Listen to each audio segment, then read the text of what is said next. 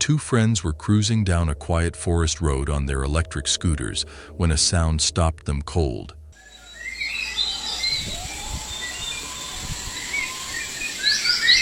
Entendu? Ça vient d'en bas ou pas? Ok.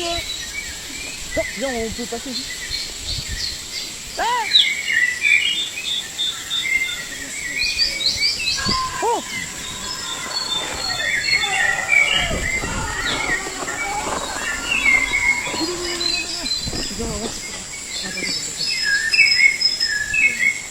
On pouvait faire sur un piège. On pouvait faire vite sur un piège. On peut plus. On y va? Oui.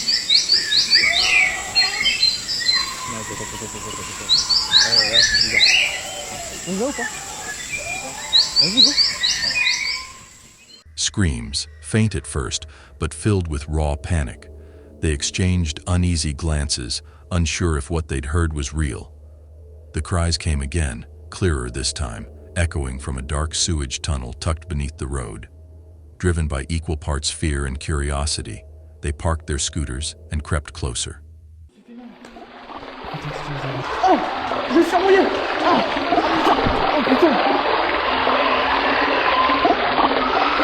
Monsieur! Ah! Vas-y, on se casse. Putain! The air grew colder, heavier, carrying the sharp scent of damp concrete. Each step toward the tunnel made the screams sharper, bouncing wildly off the walls until they could no longer tell where the voice was coming from. It seemed to swirl around them, alive and taunting. They found an opening and stepped inside, flashlight beams slicing through the pitch-black corridor. The noise should have led them straight to someone, but every turn, every shadowed corner revealed nothing. No movement, no footprints, just a hollow emptiness that seemed to breathe back at them. And yet the screams never stopped. They came from everywhere and nowhere. The tunnel roared with invisible agony, as if something buried deep within it wanted to be found, or wanted them to stay. The video opens on Nomad Unknown, a travel vlogger brimming with excitement for her first solo backpacking adventure of the year. The destination? The unforgiving wilderness of Arizona's Superstition Mountains, a place soaked in myth, danger, and whispers of things best left undiscovered. Her cheerful tone carries confidence, but the kind that cracks easily under the weight of isolation.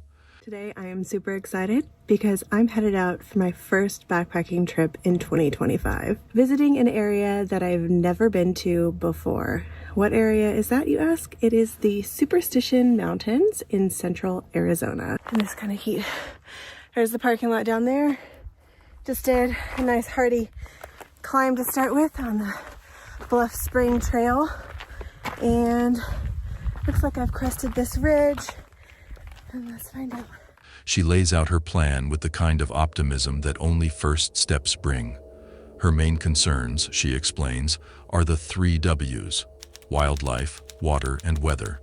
She knows the Arizona heat can turn deadly fast, and that water, the very thing that sustains life, could also betray her. Scarce, elusive, and hidden behind miles of sun-scorched rock. Still, her voice is bright, almost naive, as if the desert hadn't yet decided to test her. Hours into the trek, the tone shifts. The wind stills, the insects stop singing, and the desert grows too quiet. That's when she spots them. What is this? Like bloody tracks, some sort.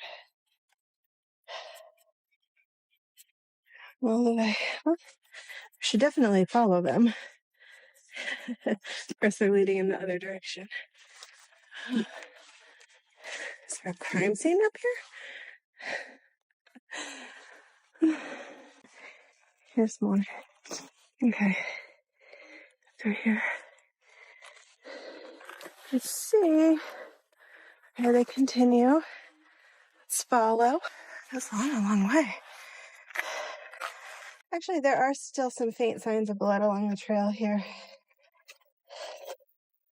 Nothing here. Well, there's some rock right there where my head shadow is. Bloody tracks cutting across the dusted path. The prints are jagged, uneven, and smeared like something wounded had dragged itself into the brush. She crouches, camera trembling slightly. Probably paw prints, she says, voice uncertain. Maybe a coyote. Maybe a mountain lion. Maybe something else. Her rational side takes charge, convincing herself it's just nature being nature. Predators hunt. Blood happens. But her eyes linger too long on the way the tracks seem to stop and start, like something watching had changed direction. She presses on. I think I've found camp for tonight. I think that looks like a good little spot. And when I first got here, I heard some rustling of what I'll say is a mammal up the hill just away. And yeah, it makes me nervous. I mean, this is definitely a established campsite for humans, but also just in the tree right above my tent is bird feathers. And looks like something happened to the bird. If I'm smelling an animal or something, but I'm a little bit disturbed, but this is where I'm camping for tonight. So time to suck it up, buttercup, you know? The sun begins to dip, melting into crimson and violet. Shadows stretch long across the trail. When she reaches her intended campsite near Labarge Spring, her voice falters for the first time. I'm feeling a little nervous about this camp, she admits quietly, scanning the tree line. The place reeks of decay. Bird feathers sway from a branch above her tent, fresh, white, and sticky with something dark. Something's been killed here recently. Still, she tries to reason with herself. Animals come for water, just like she does. The desert is a shared hunger after all.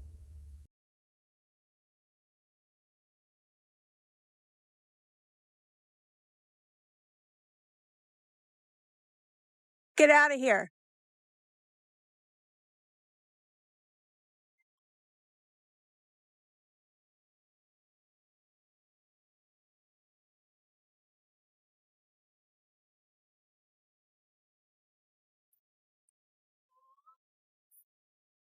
Get out of here.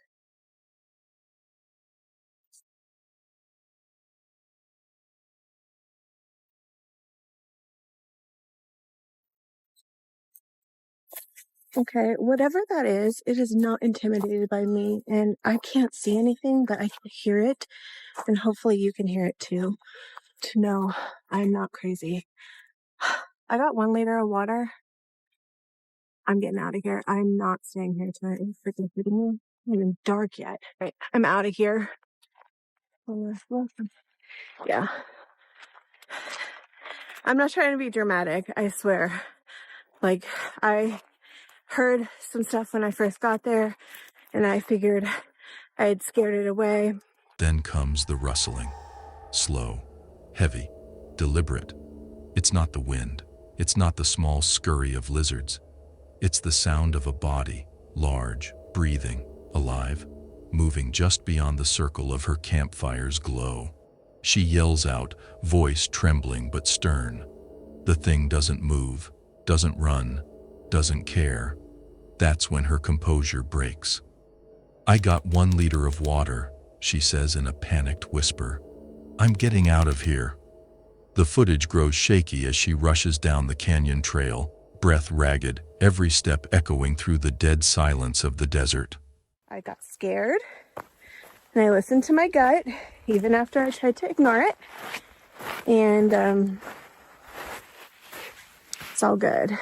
The feeling at my new camp is way, way better than where I was down in the canyon. I don't know, just that place did not sit right with me ever, like the moment I got down there, to be quite honest. Anyway, the feeling is so much better at this camp. I'm a little bit away from camp right now because I'm going to prep dinner and have dinner, and I don't want to do it at camp. But it's funny because I walked past this on the way down into the canyon, and when I did, I remembered it, I noted it, and I thought, huh, What a funny place to have a fire ring in a camp. So close to the canyon, yet so far from water. Well, I have an idea of why. I don't know. I'm starting to speculate that maybe there was a prey animal that had a kill in the area, and maybe that's what I was smelling, and maybe that's why the animal was so resistant to leaving. So that's kind of my ongoing theory right now, but anyway, I'm gonna get this dinner going. Eventually, she stumbles upon another sight, a strange little clearing she'd noticed earlier, a lonely circle of stones, like a fire ring, far too close to the canyon edge, yet oddly inviting. She calls it her circled camp, and despite its eerie placement, she decides to stay. In the morning light, she reflects. Maybe the stench and the bold creature near the spring meant a predator's recent kill. Maybe this new camp, far from water, far from death, kept her alive. Her final words are calm, almost haunted. Sometimes your gut knows before you do. Listening to it might have saved my life. Then the screen fades to black. The video on Davy's dash opens with calm anticipation. It's June 7th, 2025, and the host, an experienced outdoorsman, sets up for what he expects to be a peaceful cowboy camp along the Lynn River in southern Ontario. The spot is secluded, quiet, and familiar. The water murmurs softly nearby as the sun dips behind the trees, painting the sky in fading streaks of orange and violet. Yeah, we have the pack strapped to the tree, and yeah, as far as it goes, my camp is set. There it is. Kitchen, sleeping. Yeah, it's been real quiet down here because this is really in between nowhere. Anyways, but yeah, that's me sorted. Long handle spoon and dig in. Like I said, the backpack is knife will come into my bed with me tonight. Other than that, I mean, yeah, perfect night for a cowboy camp. And let's take one more look at it. He lays out his minimalist setup. A sleeping pad, a bag, and a simple tarp footprint beneath him. For safety, he ties his knife and backpack with cordage right under his body, just in case. With a smirk, he jokes to the camera. Nobody's gonna nick my stuff tonight. Everything feels secure. The stillness of the forest seems almost protective. Hours pass. The stars stretch across the black canopy above. Then, somewhere deep in the night, close to 11 p.m., the mood fractures. It's not that difficult to respect other people, is it? So start showing some respect if you want respect.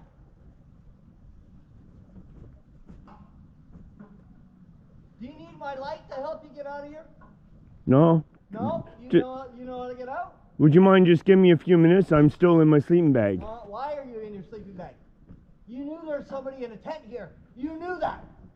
Do you think they're going to feel comfortable falling asleep in the middle of the night, stranger 20 feet away?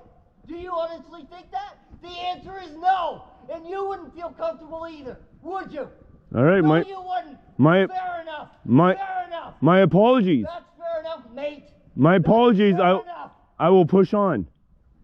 I already got a hold of RCMP and told them to get over here and deal with their shit, because I'm sick of this bullshit, mate.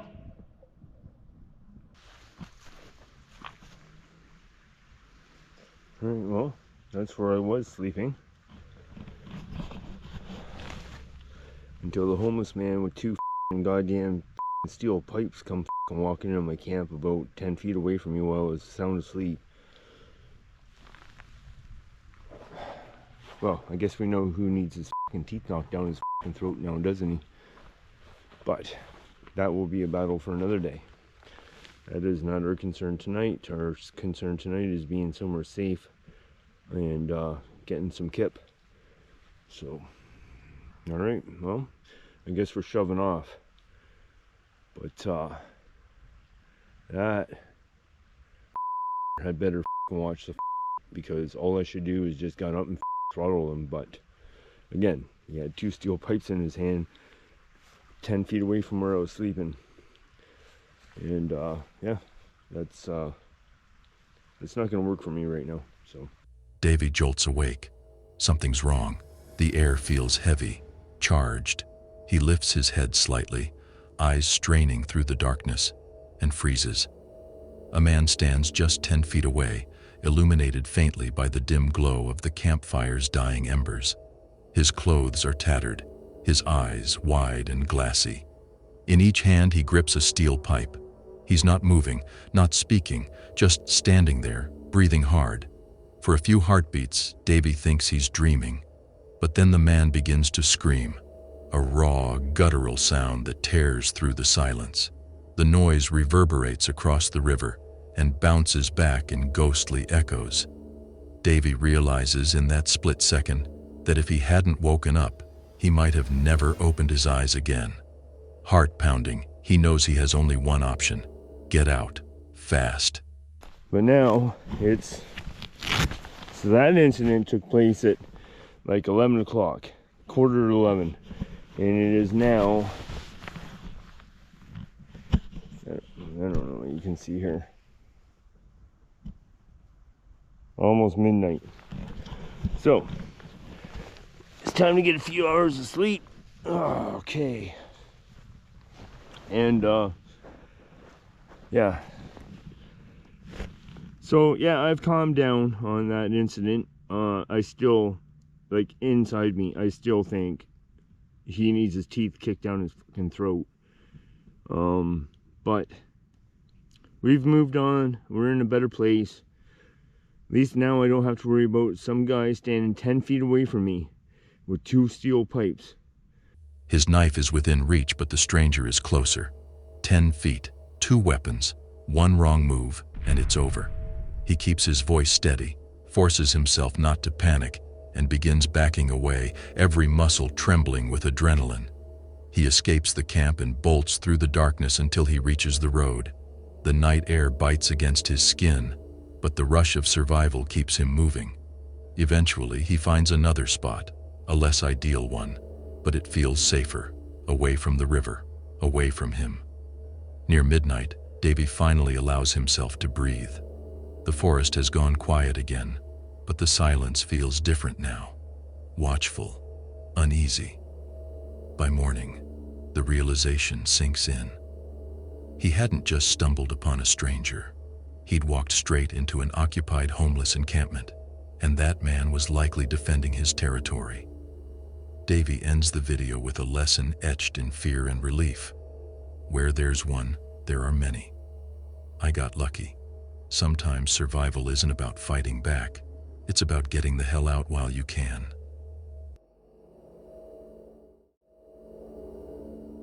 Meet Josh, the creator behind the YouTube channel Josh the Intern.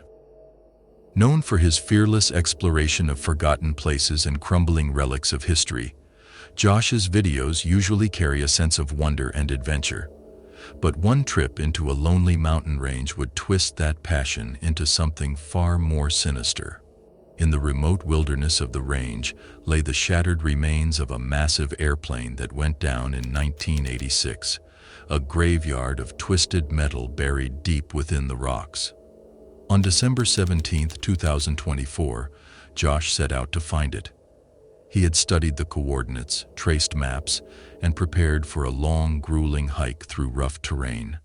So I'm currently hiking in this really remote mountain range, and I'm searching for a massive plane wreckage that's found here. I think it's a really huge plane, like a big Boeing plane. It's somewhere up in this remote mountain, so I'm just taking the steep hike to go check it out. I think it'll be off trail a bit, but I reckon we can find it. It took me hours of hiking until I summited my first mountain, and I could make my way deeper into the mountain range. I hadn't seen anyone or any trace of people during that time, but all that was about to change, as I suddenly spotted a large structure on another mountain just in front of me. Curious as to what it was, I made a detour and hiked up to it. Hours passed as he climbed his first peak, his breath turning to mist in the cold air.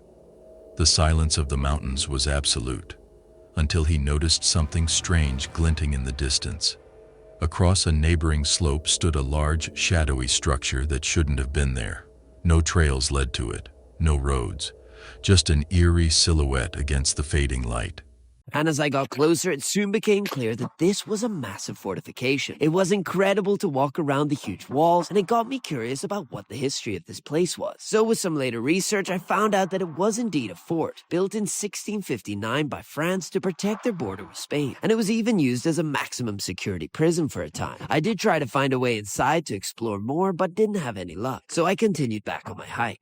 When Josh approached, he realized it was the remnants of an ancient fort, abandoned and rotting away. After exploring briefly, he returned to his main objective, but something about the quiet felt different now.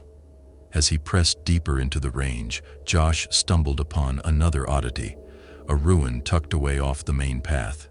The building was half collapsed, overgrown, and long forgotten by time. But what drew him closer wasn't the architecture. It was instinct. The kind of curiosity that feels both reckless and irresistible. But this is when I discovered something quite terrifying.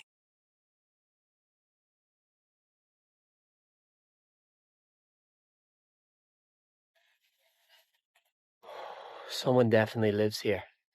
There's canned food. Someone definitely lives here. Maybe not all the time, but often enough, which is crazy because this is really in ruins and in the middle of nowhere. Very creepy.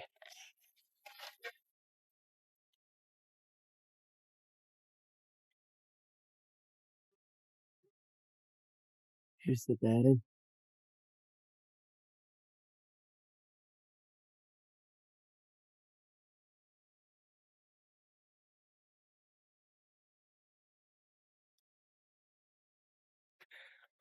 Okay, this is really creepy. This is really creepy. There is photos of the same person up on the wall. Like this is a stalker's house or something.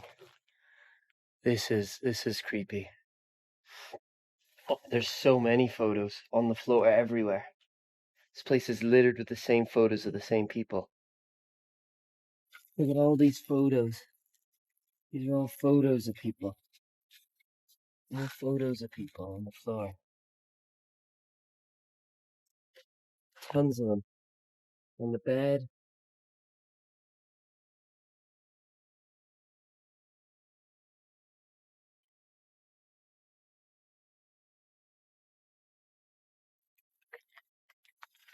I'm gonna get out of here. This is really creepy. I don't know why there's so many photos. That is one of the creepiest things I've ever found while hiking. Someone is living in there, and I think someone is stalking people. Inside, the air was stale. Dust hung thick like fog, disturbed only by his flashlight's beam. Then came the first unsettling detail, signs of recent human activity. Someone had been living there, or was still nearby. Empty cans lined the walls, torn blankets, weathered tools, and footprints in the dirt. But what truly froze him were the photographs. They were everywhere, hundreds of them, strewn across the floor, pinned to the walls, even tucked between cracks in the wood. Most showed the same few faces, repeated over and over, as if whoever had taken them was obsessed. Some photos were faded and wrinkled, others crisp and new, as though they'd been placed there just days ago. Josh's pulse pounded. The ruin didn't feel abandoned anymore. It felt occupied, like someone had just stepped outside and could return any moment. As I headed out of the building, I also found this smaller structure just by it, and inside there was a bed, along with what appeared to be rope.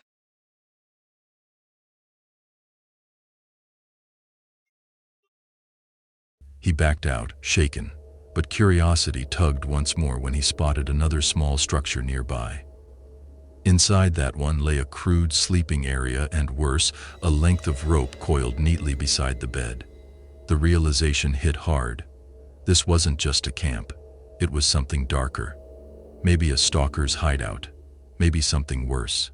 After leaving that house, I feel like I'm being watched. All of a sudden feels very quiet and eerie around here. There's something really strange going on in these mountains. The forest, once calm and serene, now felt alive, watching. Every gust of wind sounded like footsteps. Every twig snapping made his heart race. Josh grabbed his gear and left, moving fast, refusing to look back. He did eventually reach the plane wreck, but the triumph felt hollow. To give an update also on the location, now I am back in civilization. I have contacted the authorities. This was filmed a few months ago, actually. So I contacted them. I sent them the location and photos of the area.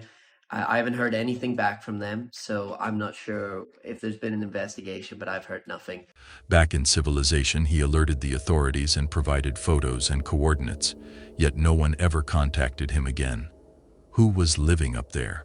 Why the hundreds of photos? And why did it feel like whoever they were knew he was coming? The truth was never found.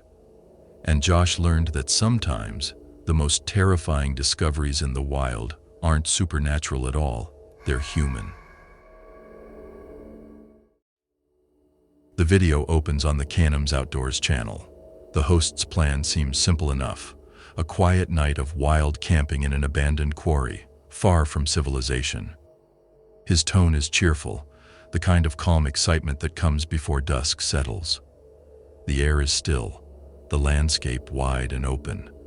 Can't even hear the road, he says, smiling at the thought of isolation. For him, it's supposed to be a peaceful night in a hammock. Just one man, nature, and silence. But as he hikes deeper into the quarry's maze of trails, something subtle shifts. The cheerful tone fades. The terrain feels different, older, forgotten. The ground is laced with tracks, some familiar, others strange. Rabbits, deer, muntjacs. Yet their patterns overlap chaotically, as if the animals had been fleeing from something. He finds a decent spot near the ridge and begins setting up camp. Then, out of nowhere, he pauses. His voice drops. "I just saw someone." The camera swings uncertainly, revealing only empty space and swaying grass. He laughs it off, trying to convince himself it was nothing. But already the illusion of solitude is broken. Found a little spot here. I think this will work.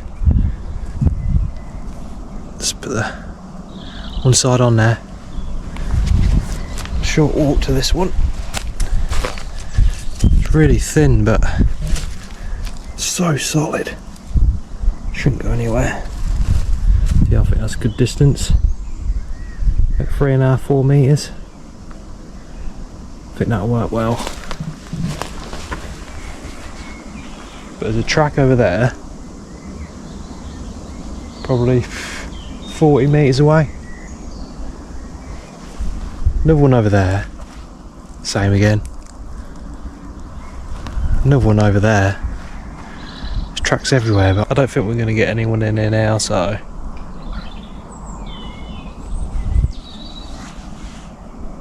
Saying that, I just saw someone.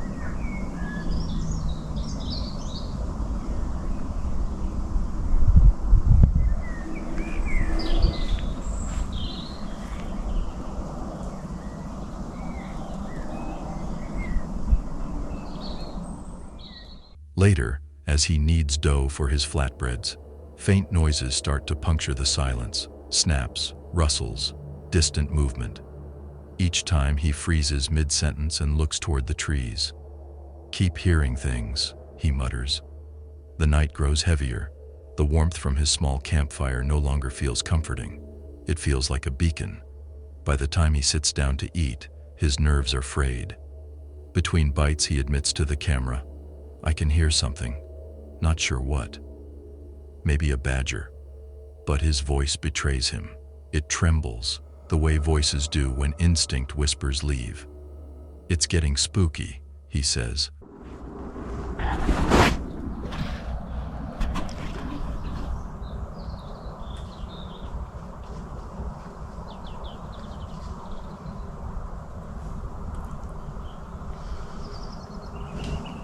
I can hear something. I don't know what it is.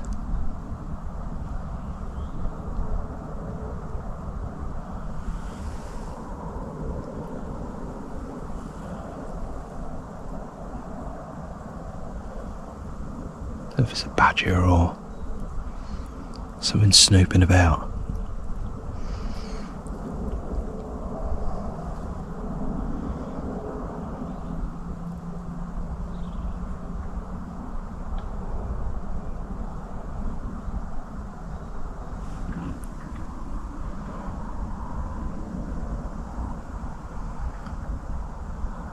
Really strange. I don't know what it is. I'm not liking the feel of this place. Really spooky.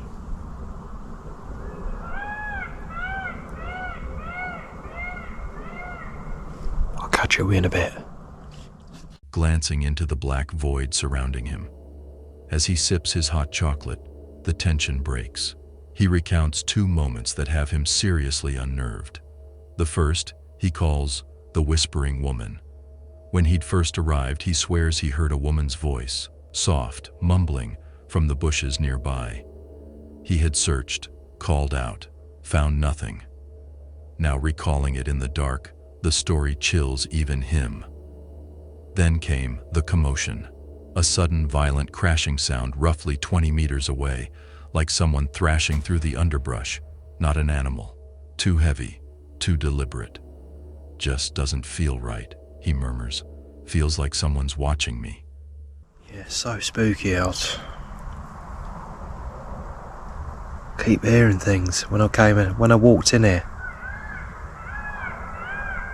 I could hear a woman sort of talking in the bushes. And I'd sort of look round and couldn't see no one. It's really weird.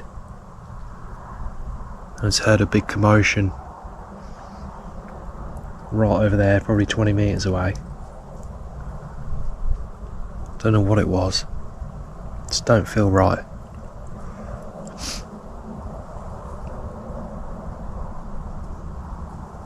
Every now and again I hear noise.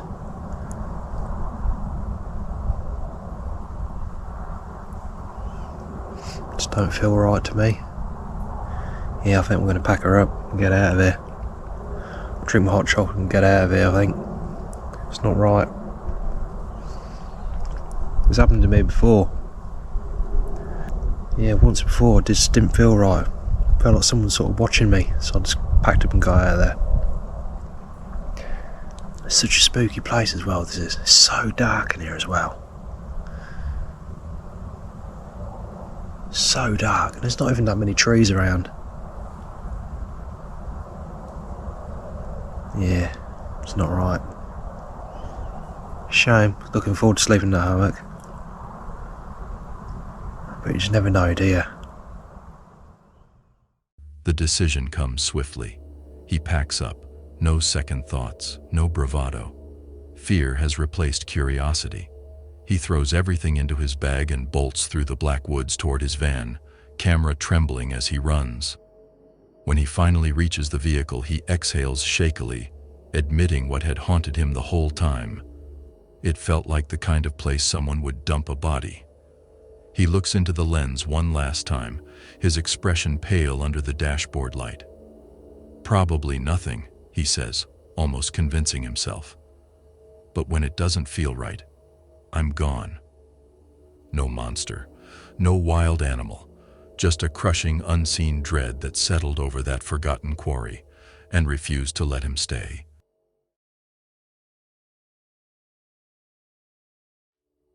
The trail through Oregon's Columbia Gorge was calm that afternoon.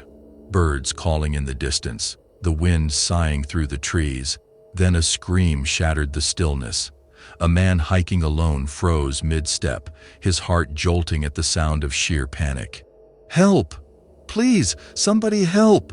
Without a second thought, he sprinted toward the cries, his boots pounding against the dirt path.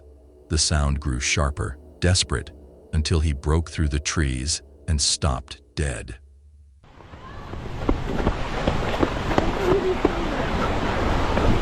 Help! Thank you. Sorry. I got her by the foot. Oh, thank you so much. I can't pull up. No, Mom, it's going to be okay. We're going to get you. We're going to figure out how We're going to get you. I'm trying to grab on. Tell me what to do. Hold on. Just stay right where you're at. Let's figure out what to do real quick. Mom, it's gonna be okay. No, I'm no, not, no. Wait, Mom, we're You're not. You're not going anywhere. We got you, okay? Here, grab my hand with this Mom, hand. grab his hand. You got it, okay? Okay. Can you grab this foot and I'm gonna pull her whole arm? I grabbed your foot? No, her foot. Wait, Because I'm gonna which grab foot? her. Sorry. This foot that I have. You gotta hold on both. Try to hold on both feet. I can't. I only have one arm. At the cliff's edge, a woman dangled more than 50 feet above the rocks below, her fingers clawed into the earth.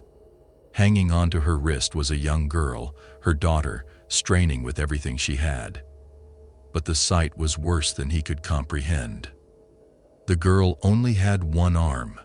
Sweat and terror mixed as the man dropped his pack and lunged forward. The ground crumbled beneath them as he reached out, locking hands with the girl and pulling in sync. Her single arm trembled under the weight of her mother's life, but she refused to let go. Inch by inch, they fought gravity together, every breath filled with fear. Finally, with one final heave, the woman rolled onto solid ground, gasping and shaking. I'm pulling you up. I'm sorry, I'm pulling you up. Mom, let him help. Let your feet go down. Let your feet go down. I am. Give me your other arm.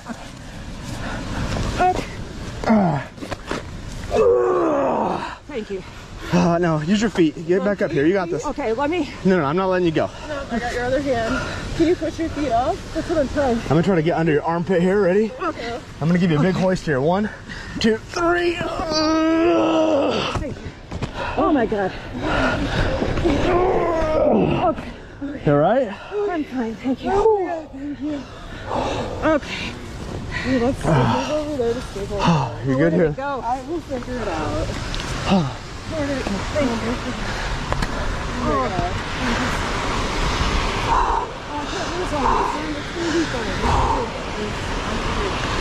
Are you all right? Yeah, I'm other than embarrassed. Like, you fall down here, you die. Yeah. I would. We have your life. Like, Yeah, no. Mom, let's I mean, focus no. on the fact that he can't- I Your wouldn't be able to bag, get you up. your Yeah. bag is somewhere, probably 10 feet down that way, Yeah. and it's just not worth it. And if it, I would say, talk to like a forest ranger and tell them what happened and figure out where we are right now, because I don't think it's worth a couple $100 phone. No, I got the phone. You have your phone? What other stuff? You don't need anything else. We're good. Mom, That your could- life. Like, yeah. come on, let's focus here. That was incredibly scary. That was very scary. Her eyes were wide, wild with shock. Later, it was learned she had slipped while reaching for a dropped backpack, but she nearly paid for it with her life. A quiet reminder that horror doesn't always come from monsters. Sometimes it comes from gravity itself.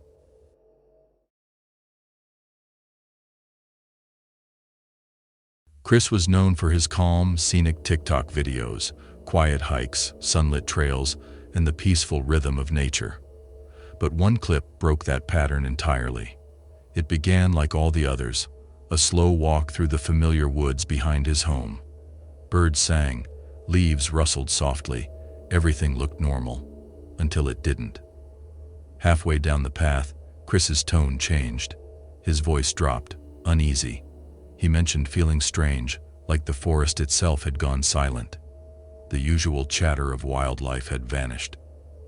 "Feels like someone's out here," he muttered nervously, glancing over his shoulder. At first, he tried to laugh it off. Just paranoia, he told himself. But the deeper he went, the stronger the feeling became. Then his camera caught it. What the fuck is that?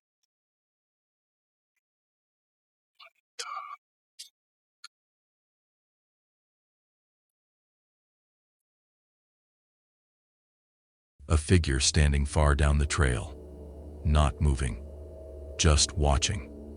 Chris stopped. "Hey," he called out. The figure didn't respond. Instead, it raised an arm and waved.